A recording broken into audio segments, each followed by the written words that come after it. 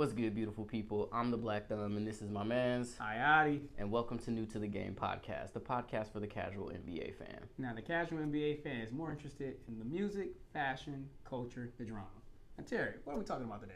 So today we have 4 topics slated for our 4 quarters. Nice. In the first quarter, we're going to talk a little bit about the Tyreek Hill detainment situation and his run-in with the Miami-Dade Police last Sunday. Second quarter, we're going to follow that up by talking about the debate between Kamala Harris and Donald Trump from this past week. Okay. And then in the third quarter, we will discuss Kendrick being tapped for the Super Bowl halftime performance by Jay-Z and all the things that come along with that. And then we'll finish up in the fourth quarter with an update on the P. Diddy situation. Mm-hmm. So today's going to be a good one. It's going to be a good one. Yes, indeed. Yes, indeed. But before we get into all of that, I know you wanted to do something in regards to the wild shit stick. This belongs to you. So some wild shit you said last episode. I'm not going to say what he said, but you need to go back and watch that and understand that he definitely has some quotables there. So that is now in your possession, brother. There's no way that... Yeah, you won that. Okay. You earned that last episode. All right. So that's all on you. Yeah, so we will see how many times this gets passed back and forth today. I feel like there's a chance that it might be moving. It might be moving back and forth a little bit today. This is a hot one. For sure. So with that being said, Ayati, go ahead and take us into our first quarter topic. Okay, let me know I'm ready, brother. We in there. All right. Now imagine you're on your way to work, excited for the day. You got your routine mapped out perfectly, and you're blasting your music to get in the zone on your way to work in your $250,000 car. Now, because you got fans who've paid good money and they're waiting for you to do your thing, just before you turn to the parking lot, you look up and you realize there's some sirens behind you. You're like, damn, it's the po-po's pulling me over. They walk into your car, they beating on your window all hard, barking demands. You turn them, hey, don't be beating on my window like that. Next thing you know, you getting snatched out your car and all on the ground. You got a knee on your back. Your coworker see this happening, and he try to come over here and help you too. And next you know, his ass is getting handcuffed. At the end of the day, all you get is a ticket. You go to work. Y'all make an incredible double-digit comeback, and y'all win the game. So now everybody wants to know, why did this cop do so much if all you gonna get was a ticket? Wait a minute, this didn't happen to you? Nah, this was Tyreek Hill, top wide receiver and Super Bowl champ. So what's your feelings on what happened to my man? So I mean, to me, like, this was just another example of how shit works in America. And in particular, how shit works in America for black people, and in particular, black men. And I think, like, at the end of the day, you know, these cops are just, like, playing the percentages, right? We got a $250,000, $300,000 car right outside the stadium on NFL Sunday kickoff. So what are the chances that it's probably an NFL player who's likely a black man, or some type of, you know, potentially some type of dude or person that's in the streets or whatever like that? And so they playing the percentages. Like, at the end of the day, like, this police brutality shit, it's about power. It's about, I think some of it is about jealousy as well. I think, you know, we talked about this in our Paris topic with Travis Scott when he got arrested, and how, like, it's one thing to be black in America. It's another thing to be black and rich in America, especially when it comes to the police. Yeah. And like, I don't think Tyreek Hill, we all saw the video. We watched the body cam footage. And if you haven't, make sure you do that because it is very telling. But like, Tyreek didn't do anything that any other white person in his position with power and money would have done or would have said. But the results were vastly different. And I think it really comes down to this thing, like, where some cops, and unfortunately, like, this cop wasn't a white cop. He was of Hispanic descent, to my knowledge. Danny Torres, a 27-year vet on the force, and he still was acting wild. And it's like, bro, like, you're a part of the minoritized community that has been negatively impacted by this system. Yet he is operating fully in this system and upholding a system that's just bullshit. Let's just call it what it is. And so for me, I think there was some jealousy at play. I think also, like, they saw it as an opportunity to target someone with money, wealth, fame, notoriety to make them feel lesser than. And it was like I'm gonna put you in your place type situation. And I don't like that shit. I mean, I think obviously the fact that it was Tyreek Hill helped in the sense that things didn't escalate to the point that they could have. It could have been another George Floyd type situation, considering we was halfway there. They had a knee in my man's back. They had, you know, and if you watch the tape, like he was talking about, like he had just had surgery. So like you would think that there would be some compassion, and what it tells me is that like at the end of the day, like the police system still don't see people of color, in particular black men, as humans. We are still dehumanized in a lot of these situations, and as a result, we get treated that way. Yeah. What were your thoughts? I mean, I think his name was Godfrey the Comic. He put it the best way. He said it's kind of a compliment that it did take 4 of y'all for one black man. And I thought that shit was funny as fuck. I was like, yeah, they always gotta be extra and shit. Like they scared as fuck. Like all of a sudden, like all you doing is driving to work, and all of a sudden you feeling super threatened, but you're always able to apprehend these school shooters that's shooting little children, and you know that they're a threat, and you know that they're killing people, and you know that they're murdering them, and somehow you can apprehend them. It seemed like with the ease, but when it comes to just somebody going to work and they black, they get their ass whooped, or they got a knee in their back, and I have personally experienced this, so it's like I get triggered every time I see this shit, and I'm just like, okay, just another reason we just keep saying police ain't shit, but it is what it is. I'm kind of glad that it was Tyreek Hill, because that's probably why he's alive. Because it's like, damn, they realized they fucked up. But it's like, damn, I'm back in my head, I'm also thinking as a taxpaying employee, I'm like, I'm paying for this shit? This is what I'm paying for. This is the type of service that that's coming out of my check every fucking week when I go to work for you motherfuckers to go abuse black people. As a customer, I'm not satisfied. Yeah. I want my money back. Can I get my tax money back? Is this what you motherfuckers do? This is what I'm paying for y'all to come over here and fuck with people all damn day. Yeah. You're not protecting nothing. He wasn't out here doing donuts and shit. I guess he was doing donuts in front of the fucking Miami Stadium, making life and safety kind of nervousness. No, he was just going to work, and he was fly when he was doing that shit. And I honestly think it boils down to what somebody was jealous. So what is white supremacy? Is it just jealousy? Is it fear? And I think that it brings up so many questions, like what other aspects of our society does it kind of boil into? And I guess that might just be a perfect transition into our next topic, if we've already run out of time on this quarter. Nah, we still got a little bit, and I think I feel like I'm gonna call a timeout here. Oh yeah, do it. I'm gonna talk about this a little bit more. Exactly. Go. Yeah. Like I'm gonna go ahead and call a timeout because I feel like this is a topic that obviously is near and dear to both of our hearts. Mm-hmm.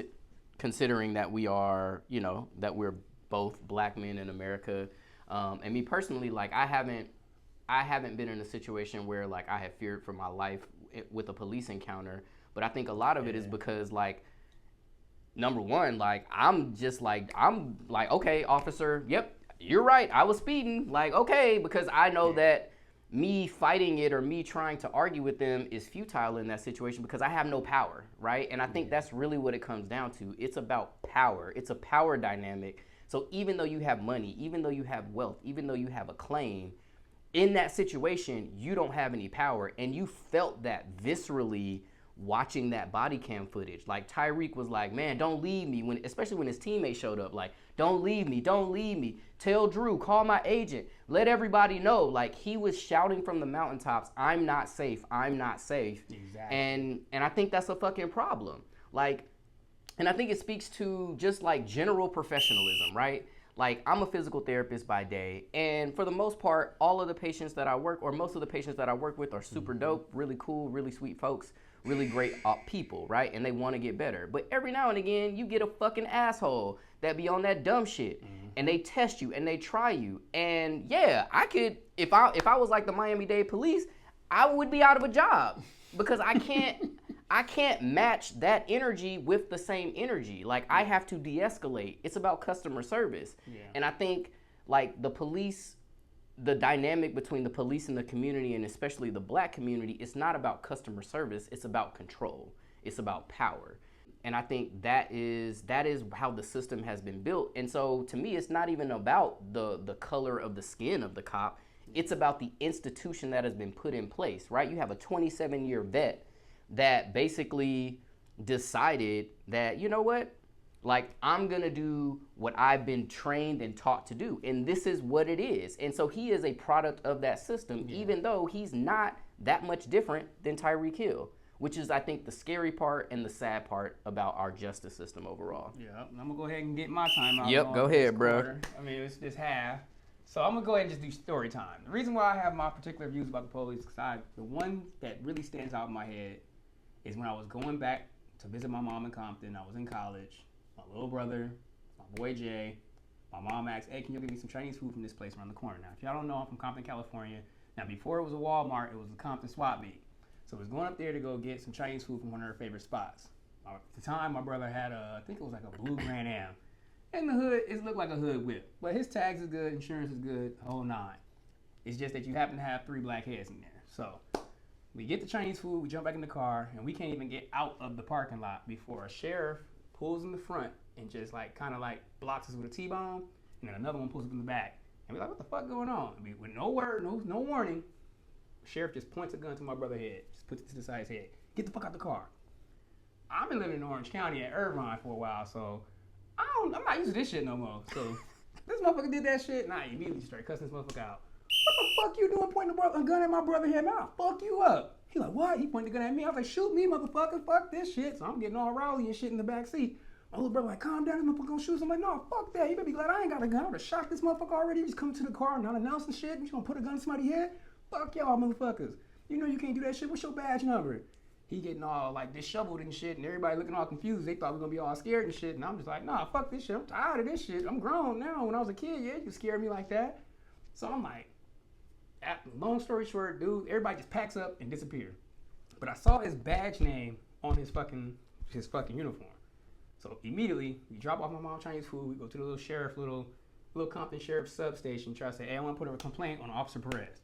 I never forget that motherfucking name. He had a little brown tone like me. I was like, Officer Perez just put a gun out on me and my brother over here at the Compton swap meet. I need to put a complaint on him. I guess it was a commander, whatever the fuck was there that day. Oh, we don't have an Officer Perez in this department. I said, the whole motherfucking department? You ain't got one Perez? One Perez? You ain't got a Perez in this motherfucker. Miss me with that bullshit. So I was like, okay, whatever. So I'm still gonna write my report. Did my whole report, my whole 9, sent that shit in. I wrote this letter I was gonna send to the Compton Sheriff, and I was gonna send it to probably some city councilmen at that time. And I'm really good with the word, with my tongue. I can say some shit. But I sent this to one of my mentors at Irvine. I said, hey, I want you to proofread this just to make sure everything grammatically correct and everything. And she read that shit and said, James, don't send this. She like, you're gonna have a lot of trouble following you in your life if you get this letter out in the public of who you're sending this to. And she said, I would recommend that you just kind of since nobody got hurt, nobody got harmed, just kind of bury this shit. So I did, because at that time, it was one of my trusted advisors. I mean, it's almost like a second mama to me. But looking back, and I'm older now, this is probably 15, 20 years from this shit, and these motherfuckers still doing this shit, I don't know if that was quite worth it. Just to back down and not let these motherfuckers see who they really are. Because I feel like some more power in the tongue, and for some reason when people doing dirt, they get upset when you call them out on it. It's like, it's not one thing to do dirt. It's like, don't show me I'm doing the dirt. Right. don't reveal it to me. Don't let me see. Don't put the mirror up. Yeah. So that's why this whole situation is a lot more triggering for me. I'm like, this is some bullshit. 100%. Yeah. I feel like you can't be a person of color or a black person in America and not feel something when these types of situations pop up.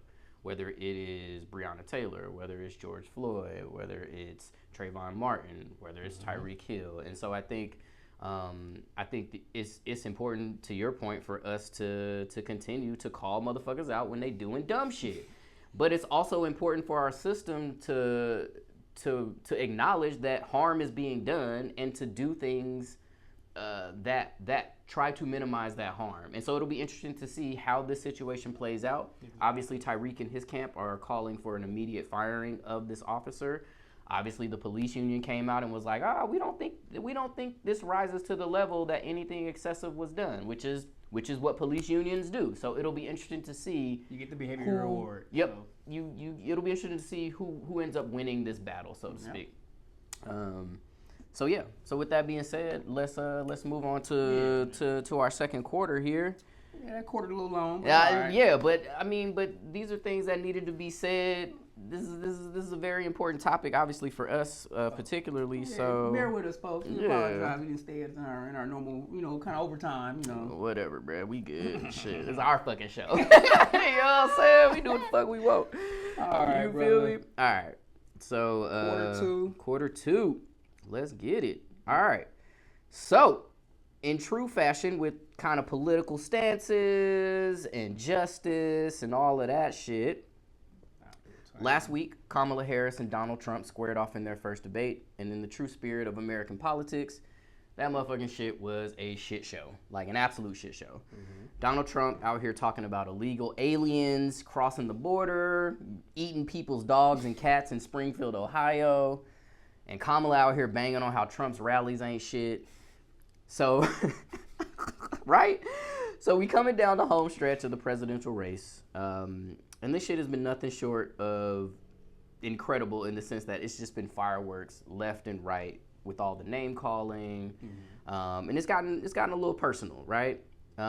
Even so that Taylor Swift has chimed in and put in a full-throated endorsement for Kamala Harris. Other celebrities and public figures like Martha Stewart have also done that.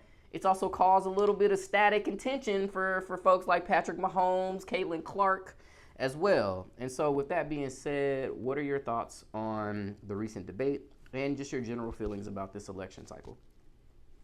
All right, so confession, I ain't watched that motherfucker. You ain't missed much, bro.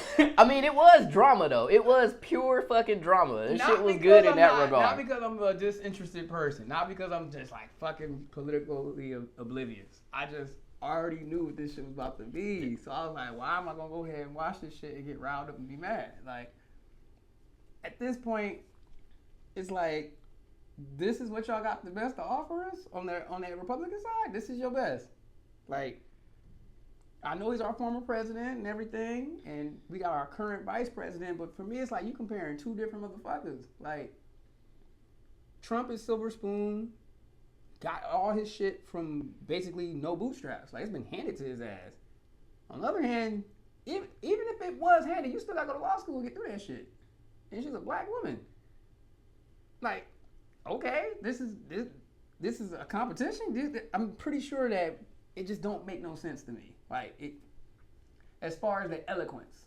Now, I'm pretty sure it wasn't as good as them Barack Obama speeches. That motherfucker had that tongue. He was up there like, Barack Jay-Z when it came out to a debate. Barack was cut from a different cloth. So, but I'm sure Kamala still had that eloquence that comes with being a lawyer, not with being a reality TV star. Not to take a lot away from reality TV stars. There's people who I'm pretty sure got their start and then they just started to hone their craft, become very nice at that shit. But I feel like Trump is clear that he don't try. He ain't trying to improve. He just show up. He shows the fuck up. And say what the fuck he want. Don't do the homework and just expect the A on the test. And I'm like, oh, okay. I don't really give a fuck. That's how I felt. Like, I'm not saying that either one is going to solve my personal problems that I'm having with this country in general, but I know that when I say I'm not necessarily voting for Kamala, I don't know how people automatically expect me to say, oh, you with Trump? I'm like, who do y'all think I am? Like, come look at me, yo. Do I look like, if I'm not fucking with Kamala, that I'm automatically fucking with that motherfucker? You didn't think of Greenpeace? You didn't think of anything else? No Andrew Yang? No Bernie Sanders? No Cornel West? You gonna just throw me in the Trump camp? I'm like, yo, wow, bro. So that's how I was like, I'm not even watching this shit. I already knew it was coming. Like, I didn't need to watch that to know that I don't need to vote for that motherfucker. That's what I'm like, y'all here need reassurance? I'm confused. Like, oh damn, I don't know who team y'all own then. If you did, now you want to jump on the back? Okay, yeah, I think I'm with Kamala now. Like, after you needed that. You needed that. You needed that to finally. Okay, I guess. He didn't already show you this shit. Like, what he was talking. He was talking about another old motherfucker. Like, even if it is two white men talking about each other, the shit he was saying about Biden was disrespectful. Wild, bruh. That's what I was saying. Oh, y'all didn't think that was disrespectful? Wild, bruh. So wild. So I just find it kind of funny. A lot of people are like, oh yeah, now I'm with it. I was like, yo, if I was already on this camp, it wouldn't have took that for me to jump on her, to back her. It wouldn't have took that. Yeah. You'd have been had me, so she'd have said, hey, I'm in. I was like, all right, cool, I'm here too. Like, what the fuck? Y'all, wow. If that's your opponent. So I'm just sitting there like, man, come on, y'all wildin'. That's my take on it. Yeah, no, I feel that. And I mean, I think for me, like, it was almost like watching that debate, bro, it was almost like they had put Trump on ice in like a cryo chamber for like the last like 4 to 6 years. My man got shots though. He got shot. Everybody did. And he came out that cryo chamber thinking it was 2016. Like, because like his platform hasn't changed at all. Like his rhetoric hasn't changed at all. Like he has not evolved as a candidate at all. Like he was just spouting off, just talking dumb shit. Clearly, like the memes are unrelenting. So just look that shit up, and it's gonna be comical. Like, and then on the Kamala side, like I think she was able to obviously address the issues and address those issues for the most part head on. But yeah, like you could tell that like both candidates are trying to skate some things, right? Like both candidates have relatively checkered political past or political histories, and they're trying to reconcile those things. Well, one candidate in Kamala is trying to reconcile them. The other candidate in Trump is just ignoring them altogether. Like just generally ignoring them altogether. So yeah, man. So I think at this point, bro, like I know I'm not voting for Trump, to your point. You know what I'm saying? I know I'm not voting for that motherfucker because like he don't give a fuck. Like he cares not about us. Not at all. You know what I'm saying? And so at this point, to me, it feels like the lesser of two evils. Yeah. And that's where we at. I mean, all right, halftime show. Yeah. Brought to you by, I don't know. Wild shit. Because wild shit is what you need in your life. Wild shit. You do need a little bit of wild shit in your life. Life is better with wild shit. Life is better with a little bit of wild shit. Nah, it's just like Caesar salt. Don't put too much. Don't put too much. You put too much of that shit, you can hurt yourself. Now, but you sprinkle a little bit of wild shit in your life, it's just a little bit of flavor. That's all you need. Just a tiny bit of wild shit. All right. Let's go ahead and move into that third quarter. That third. All right, start it up. All right. This goddamn Kendrick and Drake shit is still going, all right? Looks like the embers of their beef just won't fucking go away. Not Like Us has been the song of choice for every HBCU band and live sports broadcast since he released the song. Shit, even USC football features one of Kendrick's diss tracks in their hype video, and now it looks like the whole America will get a taste of it as Kendrick has been chosen by Jay-Z as the Super Bowl halftime performer. Not Like Us is comparable to that damn Baby Shark song or the Macarena song. I don't want to hear that shit no more, okay? But is it Drake's fault that we have to keep dealing with this? Like, should Drake just apologize to Kendrick for talking shit like J. Cole did so we can all be free? Or are we all doomed to be stuck in the Kendrick-Drake Twilight Zone for the foreseeable future because we are stuck in a Jordan Peele horror skit? All right, T, what's your thoughts on this Kendrick as a Super Bowl halftime pick and this ongoing beef? So I'm here for Kendrick being in the Super Bowl. Like, I think that shit is going to be super tough.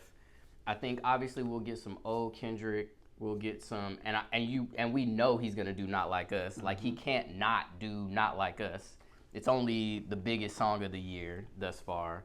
I also think like the Jay-Z angle is also a really interesting angle as well, because obviously Super Bowl is gonna be in New Orleans. There's been a lot of controversy around why Kendrick was chosen over other artists such as Lil Wayne. Obviously Nicki Minaj has some thoughts about that, and so yeah. So I think there's a lot at play here. But more than anything, man, I'm excited to see what Kendrick does. I'm excited to see if he's gonna bring any other folks out. Is he gonna bring any TDE folks out? Is he gonna bring out other folks that don't fuck with Drake? Like, are we gonna get like is Future gonna come out? Is Metro Boomin gonna be there? like, is it gonna be another Ken and Friends moment?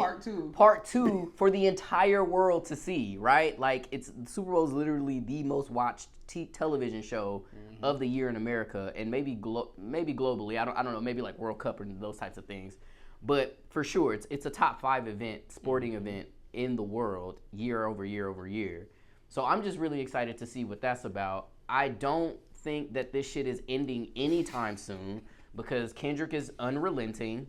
Yeah. Like I think he thrives on being the villain. He thrives on this type of energy, and we know Drake is not apologizing anytime soon. Like in a lot of respects, Drake probably don't feel like he did anything wrong. Drake feels like, oh yeah, I came at him. It is what it is. We exchanged a few blows, and it is what it is. So I think this is going to go on for some time. But I think also like Kendrick has absolutely 110% capitalized on this shit in a way that not very many people and artists could have. Yeah. And so I think it speaks more so to his genius. It speaks more so to his branding and his ability to market himself, but also be true and authentic to himself. And I think that's my biggest takeaway is like, you can create what you want in this world and still be authentic to yourself. So what are your thoughts?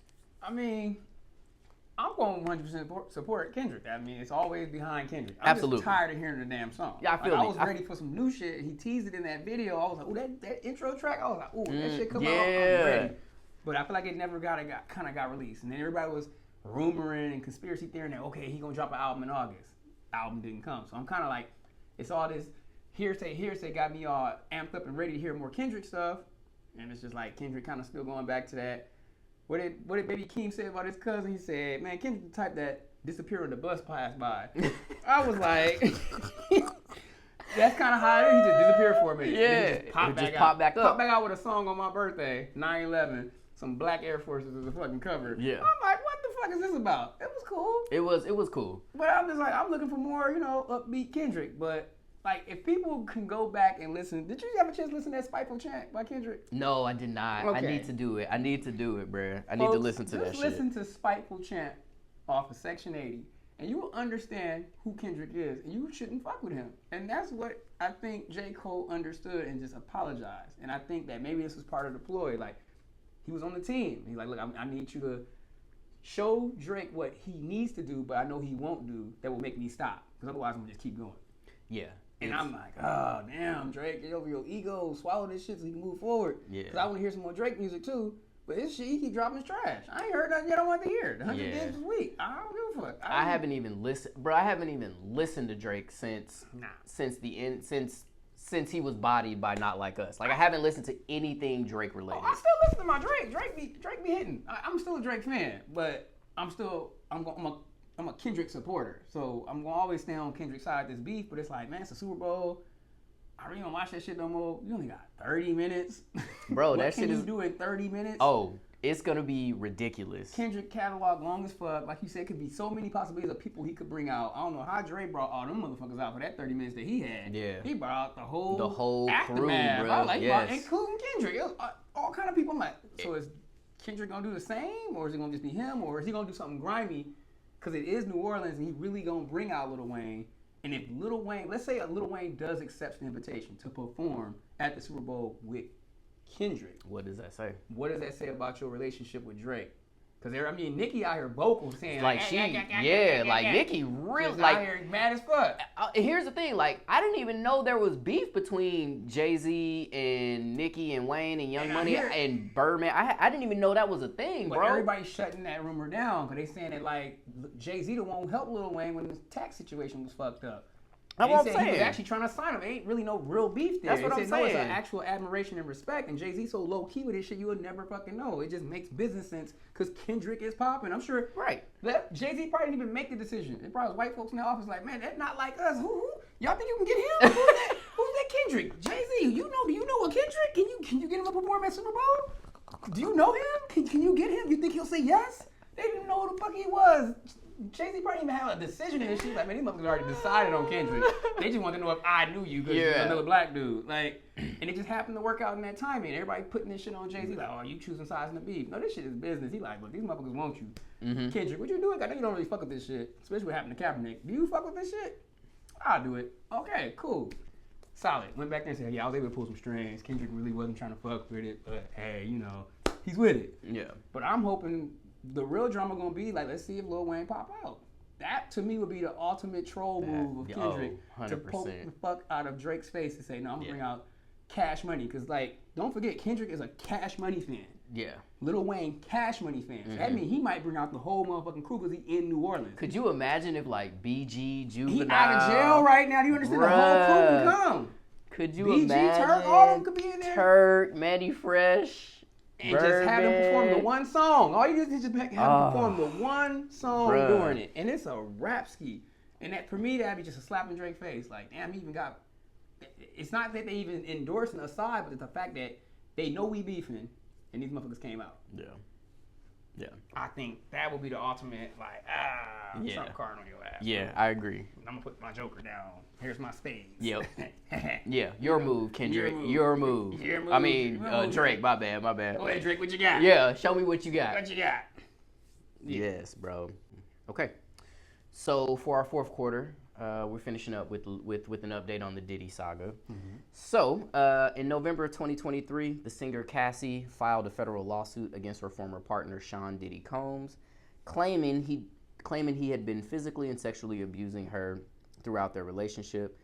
Since that time, we've seen the video evidence of Diddy's abuse of Cassie, and 9 other people have filed lawsuits against Diddy for various forms of abusive behavior, including sexual harassment, rape, sexual trafficking, and non-consensual pornography. Most recently, one of Diddy's accusers was awarded $100 million by a Michigan judge after Diddy failed to show up for court to contest the allegations. And now, Don Richards, who is a former member of Danity Kane and also was an artist under Diddy's label, has come forward accusing Puff Daddy, which it sounds so weird to say Puff Daddy, because like he ain't been Puff Daddy since Biggie was alive, my guy. You feel me? Damn. Yeah, like he ain't been Puff in a minute. But anyway, so Don Richards, she came forward and co-signed some of the things that Cassie talked about and some of the abuse that she was receiving. And also talked about her situation as well and how she experienced abuse with Diddy as well. So, what are your thoughts on the Diddy situation as a whole, and do you have projections on how this story will end for Diddy? I don't think this is gonna end well for Diddy. Personally, I just think that this is the end of an era. But